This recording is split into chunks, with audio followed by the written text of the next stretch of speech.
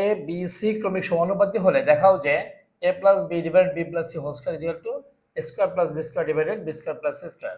তো আমরা লিখবো দেওয়া আছে, তাহলে a divided b is equal to b divided c. এর মানে কি হবে এখানে এসি সমান সমান b square, a plus b divided b plus c whole square. তো আমরা উপরে সূত্র বসাবো, কি সূত্র হবে square plus two A B plus B square, নিচে কি হবে B square plus two B C plus C square. এখানে উপরে A square plus two A B plus বি স্কয়ারের মান হচ্ছে এসি, বি স্কয়ার মান হচ্ছে এসি প্লাস কি হবে two B C plus C square. উপরে দেখো এ কমন আছে, প্রত্যেকটার মধ্যে এ আছে, এ কমন নিলে কি থাকবে a plus two b plus c, নিচে সি আছে প্রত্যেকটার মধ্যে, আমরা সি কমন নেব, তাহলে কি হবে a plus two b plus C.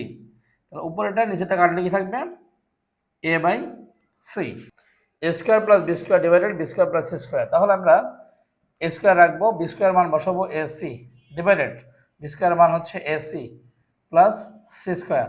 আমরা কি করব এখানে এ কমন নেব, তাহলে কি হবে এ প্লাস সি, নিচে আমরা সি কমন নেব এ প্লাস সি, উপরের এ প্লাস সি নিচে এ প্লাস সি কাটবে, তাহলে কি থাকবে a by c, left hand side a by c, right hand side a by c, প্রমাণিত। শো ইট।